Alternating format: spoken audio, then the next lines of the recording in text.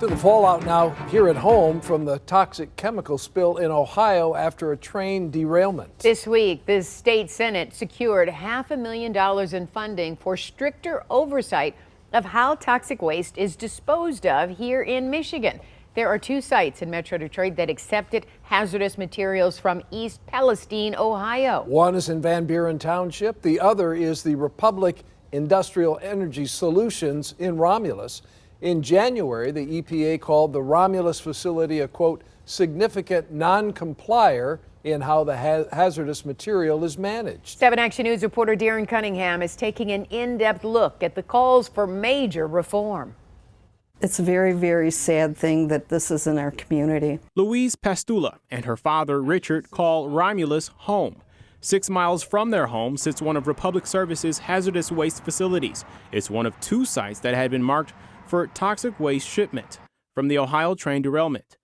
Some toxic waste made it to the site. The other site is in Van Buren Township. We've never been happy with it, but it's here. Romulus Mayor Robert McCrate says he took a courtesy call from Republic Services on Friday. They did reach out to us, and they're a private industry. They did not have to call us and tell us what's going on. I would like to have known ahead of time, a few more days in advance, but they did let us know what was going on there, and they knew that we'd take action as soon as they did that. McCrate says he called local, state, and congressional legislators who put a stop to the shipments. At Monday night's city council meeting, Pastula expressed a common concern among local residents about transparency from the facility.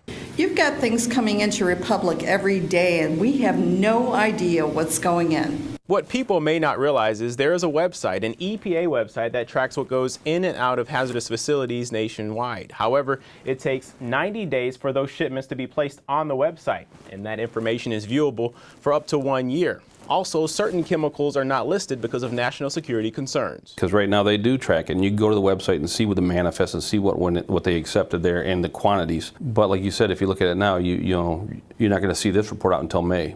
So that's actually a great point. We can definitely forward that idea up and add that more frequent reporting out there, and that'll increase transparency and it'll let people trust the process a little bit more, I think. I spoke with State Senator Darren Camilleri. The fact that no one got this clear information from either Ohio or from the environmental agencies directly to us, it's because these companies did not have to tell us. He's calling for reform. And we will look at reforming. So I'm excited to dig deep into the research and find the legislation that we need in order to protect transparency and ensure that our residents have the information that they need when these types of situations arise. Pastula says even if she knew what was coming in real time and where it came from, she'd prefer the site be capped and shut down.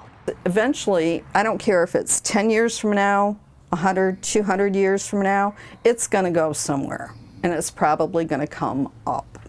In Romulus, Darren Cunningham, 7 Action News. Darren, thank you. Republic Services tells 7 Action News their facilities are in compliance with state and federal regulations and that safety is their priority.